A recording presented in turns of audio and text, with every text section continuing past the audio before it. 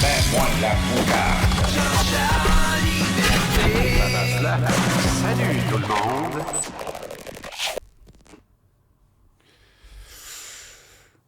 Comment ça va? Très heureux de te retrouver. Excellent lundi. Bon début de semaine. Ça commence pour vrai. Et pour le Canadien de Montréal, je pense que c'est la saison de tous les possibles. Est-ce que ce sera la saison de tous les sommets retrouvés? À voir.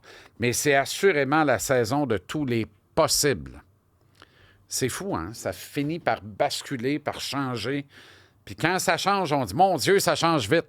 Quand on est dans le marasme, on dit, on n'en sortira jamais. À moins d'être en Bronco Badlands, Black Undercover.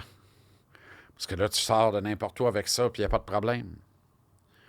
Même affaire avec le F-150.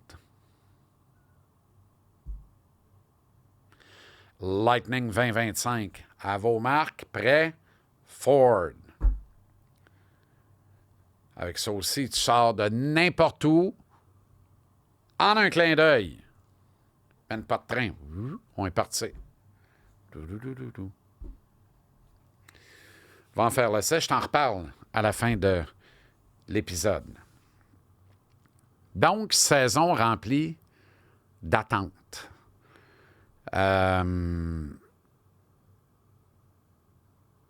Et si la logique est respectée, puis on n'a pas de raison de douter de la logique, elle se doit d'être respectée. Si la logique est respectée, l'équipe va commencer ce mercredi sa saison, et non pas le 1er novembre. L'an dernier, ça a été ardu comme départ, et ça a failli coûter. On a fait les séries. On les aurait fait mauditement plus vite et mieux, et plus confortable et moins à bout de souffle. Avec peut-être un petit peu moins de départ pour Monty, notamment, si on était parti à point. On commençait avec 15 matchs de retard l'année passée. Cette année, il faut commencer à la bonne heure. Il faut partir à point. C'est le premier élément de la recette du succès. It's now. Dixit Martin Saint-Louis. It's now. C'est maintenant. Parfait. Première petite fausse note. On commence ça à 20 plus 2 et non pas 20 plus 3. Pourquoi? J'en ai aucune espèce d'idée. Je ne comprends pas. Est-ce que c'est parce qu'on se dit si on veut éventuellement retourner Blais à Laval et le soumettre au ballottage, mieux vaut le faire maintenant parce que plus on attend dans la saison, plus il pourrait risquer d'être réclamé alors que là, il est noyé dans une mer de gars qui sont soumis au ballottage dans le but d'être envoyé dans la Ligue américaine? Je sais pas. Je fais un long détour, là. Moi, je pense que Martin, c'est juste pas dans sa palette. Il n'est pas le genre de Martin Saint-Louis. Tu été si mauvais contre les sénateurs? Pas en tout. Je l'ai trouvé engagé, impliqué, pas nerveux, très calme, fait contact.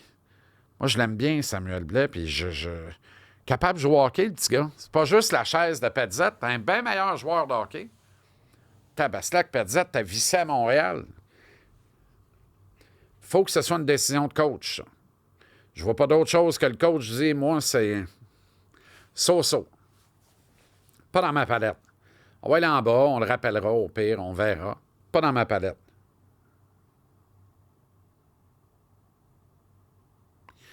Je trouve ça plate. Je trouve ça plate pour le kid. Et à rebours, je me dis, c'est d'autant plus plate que vous ne l'avez pas fait jouer devant les siens à Québec dans l'uniforme du Canadien mardi passé. Ça, c'est ordinaire. Rendu là, à rebours, là, moi, ma conclusion, c'était, c'est pas dangereux, il va faire le club. Puis on veut en tester d'autres. Eh bien non. Puis quand il a rejoué, il n'a pas été mauvais. Je vous le dis, je ne l'ai pas trouvé mauvais. On lui préfère Joseph Veleno, 350 games dans la Ligue. C'est correct. C'est correct. Veleno peut être au centre et efficace au centre. C'est une décision défendable. Il n'y a pas de scandale. Je suis juste déçu pour le kid. Puis en même temps, on lui préfère. Garde les deux. Garde les deux. Où est le danger de garder les deux? Qu'est-ce que c'est que cette propension à sauver 4 000 $ par jour dans ce club-là. Voyons donc.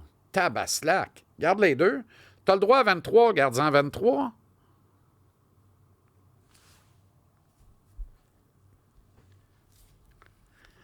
Plus ou moins 95 points pour le Canadien cette saison.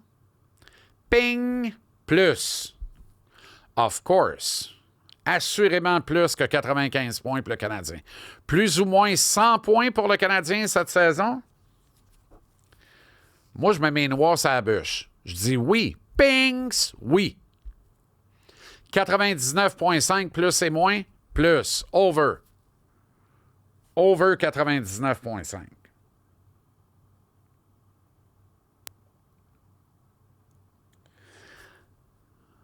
Plus ou moins 72,5 points Lane Hudson.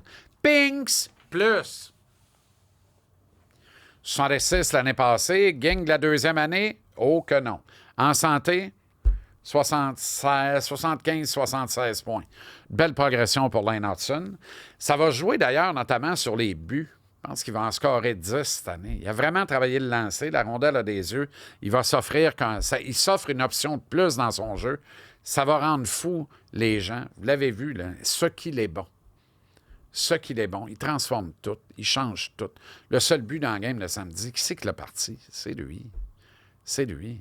Vision de jeu, découpe la glace, arrive, repère la poche, s'installe, ralentit, place les affaires. Caulfield score. La plus belle passe, pas la plus belle, la passe la plus méritante sur ce but-là est à celui qui n'en a pas dans les faits quand tu regardes le score sheet. Lane Hudson. Plus ou moins 37,5 buts, Cole Caulfield. Pings! Plus. Est-ce que Caulfield va finalement atteindre pour la première fois la barre des 40 buts? Oui. D'ailleurs, c'est drôle, hein? Il est arrivé à Montréal et tout de suite, il s'appelait Gold Caulfield et non pas Cole Caulfield. Le nouvel enfant chéri, le Kid Sourire, Kid Kodak, la nouvelle superstar du Canadien. Finalement, on se rend compte que au niveau de la Ligue nationale, il ne marquera jamais autant de buts qu'il en a marqué avant. Ça demeure un marqueur naturel avec un tir puissant, dévastateur. Un gars qui enfile. Mais l'année passée, il a scoré 37 buts et c'était la première fois qu'il atteignait la barre des 30 buts. Il ne l'avait pas fait dans les 3 premières saisons de sa carrière. Il avait terminé les saisons sous la barre des 30 buts. Bon, un moment donné, il en a eu 26 en 46 matchs quand même, ce qui est une excellente saison. Mais c'est pas 30 buts, peu importe le nombre de matchs. Tu sais, la stats, là, il n'a-tu pogné 30? Il en a scoré 37 l'année passée. C'est la première fois qu'il le fait. Peut-il en scorer 40 cette année? Bien, il le faut. Il le faut. Et pourquoi pas? Mais surtout, ce que j'aime, Martin a fait de la magie avec. Gourou Saint-Louis a fait de la magie avec Cole Caulfield parce que il a réussi à lui faire entendre raison, lui faire comprendre que s'il demeurait le joueur unidimensionnel qu'il était dans les 3 premières saisons de sa carrière, les très bonnes choses n'allaient pas survenir. Les bonnes choses allaient continuer pour lui. Le destin était tracé, c'était réglé, le gros contrat était même signé. Il n'y avait pas de problème, là. L'avenir était grassement assuré. Mais, tu veux-tu te contenter de ça? Ou tu veux marquer ton époque? Tu veux vraiment aider ton équipe à gagner éventuellement un championnat? Ça te tente-tu de dire « j'ai gagné une Coupe Stanley dans ma carrière »? D'ailleurs, c'est-tu encore la priorité absolue de tous les gars qui atteignent la Ligue nationale? J'ai des réserves là-dessus, moi. Pour vrai, j'ai de plus en plus de réserves là-dessus. Dans cet univers et cette génération égocentrique, je suis pas sûr que la notion du collectif et le fruit de l'effort récolté en un saladier argenté compte tant que ça. Je suis pas sûr que ça compte autant qu'à l'époque. En fait, je suis pas mal convaincu que ça compte plus autant qu'à l'époque. Mais je pense que pour Caulfield, ça compte. Une fois que j'ai dit tout ça, là, Caulfield a pris conscience de ça parce que j'ai l'impression que Martin Saint-Louis a aidé à sa prise de conscience. L'an dernier, c'est pas une question qu'il en a scoré 37, je suis content. Scoré 37 buts, je suis content. Pas craché dans la soupe. Tout est dans la manière. Il en a préparé des magnifiques. Et il y a eu une game sur 200 par 85, à mon avis, irréprochable. L'an dernier, il a joué comme un vrai bon joueur de hockey complet de la Ligue nationale, malgré sa petite taille, qui, by the way, a la plus grande qualité de marquer des buts, mais est capable de faire un paquet d'autres choses aussi. Puis c'était beau de voir ça. C'était vraiment beau de voir ça. Et s'il continue dans cette veine-là, ça devient avec Suzuki vraiment un duo terrifiant sur le premier trio du Canadien. Parlant de Nick, ça c'est incroyable. Je regardais ça un matin et j'en revenais pas. Le dernier gars qui a amassé 100 points ou mieux dans une saison chez le Canadien, le Viking Mats Naslund en 85-86. On est 40 ans plus tard. C'est-tu trop demandé de le rééditer? Eh ben non! Ouais, mais là, je ne saurais pas, je sais. Il y a eu une extraordinaire saison. Suzuki l'année passée, mais toujours bien rien que ramassé 89 points. Mais c'est quand même 89 points. Et c'est surtout, par rapport à la précédente, une progression de 12 points. Passé de 77 points à 89 l'année passée. Fait que s'il progresse de 12 encore, pings, fait 101 points. Alors, plus ou moins 97,5 points pour Nick Suzuki. Pings! Je dis plus. Je pense qu'il... je dis 97 parce que c'est le deuxième meilleur score offensif des 40 dernières années chez le Canadien. C'est Vincent D'Anfos avec 97 points. 92-93, je pense, l'année, incidemment, la dernière année de la Coupe. Je peux me tromper sur ça-là, mais je pense pas. Fait que je pense qu'il peut rééditer la marque de Vincent et il peut atteindre la barre des 100 points. À plus forte raison si on a un équilibre entre le premier et le deuxième trio. Tu sais qu'on a un deuxième trio qui a force de loi et qui va permettre d'être moins prévisible, qui va donner un peu plus d'espace et d'air dans le ballon pour l'unité de Nick Suzuki. Il va cacher in en retour. À plus forte raison aussi, si Martin Saint-Louis n'hésite pas à le laisser sur la glace pendant 2 minutes en avantage numérique. Et j'ai envie de dire, si Martin trouve une façon de ne pas ou très peu l'utiliser à court d'un homme, garde les forces vives et fraîches à 5 contre 5 et avec un homme en plus, donne-y le 2 minutes en pipi, puis donne-y pas de piqué.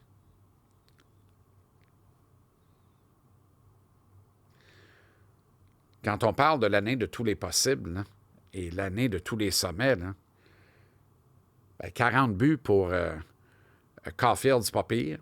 100 points pour Suzuki, c'est pas pire. Et 100 points pour le Canadien, ça serait écœurant aussi. Suzuki, s'il ramasse 100 points, là, trompez-vous pas. Là. Dites-moi pas c'est par défaut. Là. Mais on doit capitaliser sur le fait que Sacha Barkov ne joue pas de l'année.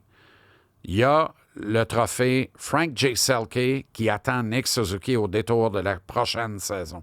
S'il demeure l'homme de fer, et l'année passée, là, je pense qu'il est passé d'un ratio de moins 14 il y a 2 ans à plus 19 l'année passée. Son plus 19 l'année passée, moi je m'excuse, là, 89 points plus 19, utilisé dans toutes les phases de jeu, Nick Suzuki était un récipiendaire évident pour moi au trophée Selke. Pas de scandale là. Pas de scandale. Comme quand tu nommes Sacha Barkov, il n'y a pas de scandale non plus parce que Sacha, c'est Sacha. T'sais. Mais là, c'est le tour de Nick. C'est le tour de Nick. C'est lui le Selke cette année. Surtout avec 100 points. Tabaslac. Voyons donc. Wow. Plus ou moins 63,5 points. Il vend des billets. il vend du rêve, il vend de l'espoir, il vend des chandails, il vend des bananes, il vend de l'assurance, assurance d'une belle veillée. Il vend des bâtonnets pepperoni que ça fasse dessus d'un couche-tard. Il vend des midafs. Pings plus. Mais c'est pas... Là, vous dites, es-tu Lolo Ballé? Pas tant que ça. C'est un joueur recru. Regardez les saisons recrues dans l'histoire. Là. Il n'y a personne qui fait 100 points à sa saison recrue. Pas dans l'ère moderne, en tout cas. On a vu ça dans une autre époque. Tu sais, il y a tellement de facteurs. D'abord, il n'est pas encore sur le premier trio. Que je sache, il n'y a rien d'assuré pour lui. C'est la première vague d'avantages numériques. Que je sache, le centre qui va être supposé le faire marcher s'appelle Oliver Kapanen ou Kirby Dach. C'est plein de facteurs qui font que ça va être tough d'aller chercher le Calder une deuxième année de suite. Donne-y le premier powerplay, mets-les à droite de Suzuki Caulfield, tu ne regarderas plus en arrière. Il va ramasser 74-75 points. On va être fou comme de la M, puis il va gagner le Calder. Mais le thème du jour, c'est la saison de tous les possibles. Alors, je dis plus 63,5 pour Demidov. En fait, je lui prédis une saison, et c'est flyé, là. 1 point de mieux que Lane l'an dernier, 67 points et le trophée Calder. Qui le cru? 25 buts pour Zachary Bolduc. Donc, plus ou moins 22,5 pour Zachary Bolduc. Pings! Je dis plus. Doit rester en santé, être bien utilisé par Martin, qui doit lui donner du temps de jeu en avantage numérique. Je pense que Bolduc peut rêver d'une saison de 25 buts, ce qui serait hallucinant. Hallucinant. 35 buts pour Patrick Laine. Là, je charrie en calvaire, ça.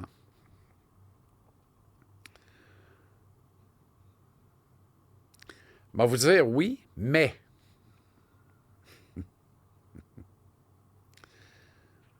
« 35 buts pour Laine à condition qu'il en score 14 ailleurs qu'à Montréal. »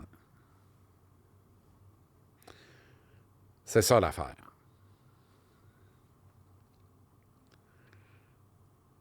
Si Patrick Laine reste avec le Canadien toute la saison, de deux choses l'une. Soit ça a très, très, très bien été, puis il est vraiment transformé, puis c'est extraordinaire pendant une saison des dieux, puis c'est fou. Soit ça va pas pantoute, puis il y a des blessés importants, puis on n'a même pas les moyens d'échanger Laine, il faut le garder, puis peut-être qu'il partira à date limite des transactions rendues là. 35 buts pour Patrick Laine. Pings! Je dis oui, mais seulement 21 avec le Canadien, 14 dans un autre uniforme. Plus ou moins 54,5 points pour Juraj Slafkovský. 50 il y a 2 ans. 51 l'an dernier avec une régression dans la colonne des buts, une progression dans la colonne des passes. Lui aussi, un peu comme Demidov, est assujetti à l'utilisation que Martin va bien vouloir en faire. Si Martin le gèle sur le premier trio, le premier avantage numérique, pings! Je dis over, je dis plus, parce que je prédis une saison de 60 points à Juraj Slafkovský. Puis honnêtement, s'il ne bouge pas du premier trio, de la première vague d'avantage numérique, puis qu'il n'est pas capable d'en scorer 23, 24, idéalement 25, puis d'ajouter 35, 36, 37 passes pour 60 points, là, on va se parler dans le nez, là. On va se parler dans la face. Voyons donc. Là. Fait que ça va être difficile parce que je pense pas qu'il va être de la première vague toute l'année. Je pense même pas, et c'est un souhait, puis vous le savez, les abonnés ici de mes différentes tribunes personnelles le savent. Il faut démembrer le premier trio. Pas Suzuki Caulfield, on ne touche pas à ça, c'est ça le duo. Mais il faut que Slav aille supporter Demidov sur une 2, là. C'est urgent, là. Ou qu'il fasse une 2 de toughness avec Bolduc. Ça peut marcher, ça aussi, là. Dach, Bolduc, Slafkovský. Pourquoi pas? Pourquoi pas?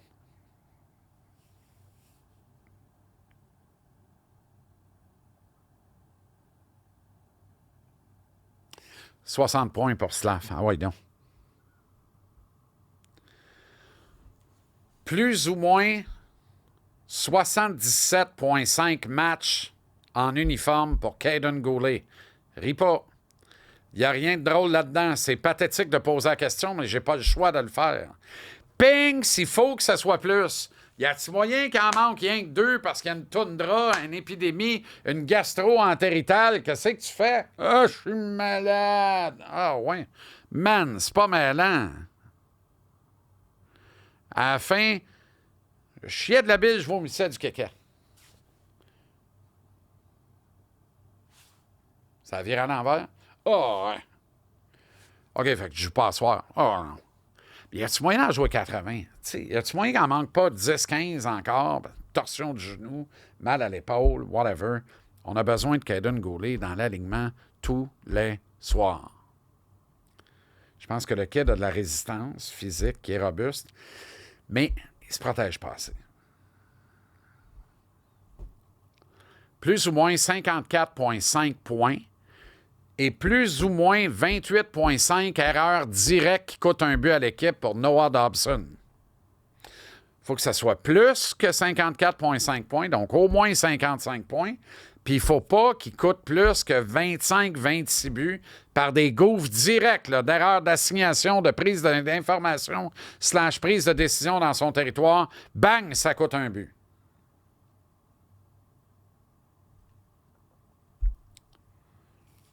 D'ailleurs, il faut que Noah Dobson arrive. Là. Mulligan, là, nouvel environnement, nouvelle équipe, parfait. Arrive. Là, il est temps d'arriver. Là. Il doit arriver. Plus ou moins 51,5 départs, Samuel Montembeault. Plus ou moins 28,5 victoires, Samuel Montembeault. Alors là, je dis moins 51,5, idéalement 50 départs, mais je dis plus que 27,5 victoires. J'aimerais que Sam soit devant le filet pour 50 matchs, maximum 52, et qu'il en gagne entre 30 et 32. 32 serait hallucinant. Plus ou moins 48,5 victoires pour le Canadien. Plus ou moins 97,5 points de classement pour le Canadien. Plus, 50 victoires, 100 points de classement, c'est ce qu'on veut. Top 3 de la section Atlantique au classement final. J'exagère? Pas en tout. C'est la saison de tous les possibles. C'est la saison où les Panthers vont manquer de jus, manquer de gaz, manquer de profondeur d'éléments clés. Ils ont tout ça. Ils vont manquer un petit peu cette année. C'est prenable. On y va. On passe. On passe. On a le droit d'y rêver au même titre que le Lightning, au même titre que les Devils, au même titre que les Hurricanes, au même titre que les Leafs. On a le droit d'y rêver. Merci à l'Association des concessionnaires Ford du Québec. Regarde-moi le Avomark prêt Ford du F-150 Lightning 2025. Paiement de 799 $ par mois. Un 7 plus un Wayne. Location 48 mois. Pas d'acompte. Aucun cash à donner. Pas de gaz. Pas d'essence à mettre. C'est le Lightning. C'est hallucinant. C'est tout en un pour 799 par mois, valeur de plus de 61 000 $ au détail. Merci à la belle gang de Flore Déco, que j'aime beaucoup. Merci à Loisel Construction, que j'adore et qui sont complètement marteaux. Merci d'être abonné à nos contenus gratuits. Tape dans le moteur de recherche Jean-Charles en Liberté, chaîne YouTube et Spotify. Merci de visiter le vestiaire ou de le rejoindre. Joueur régulier, assistant capitaine, sur leschum.com. Site complètement revampé, renippé, remanié, hypé. C'est le fun. Va voir le Pro Shop pour les nouveaux items. Merci de liker, de partager sur nos plateformes sociales. La Instagram, TikTok, Facebook et Twitter X. Merci à toi. Puis à demain.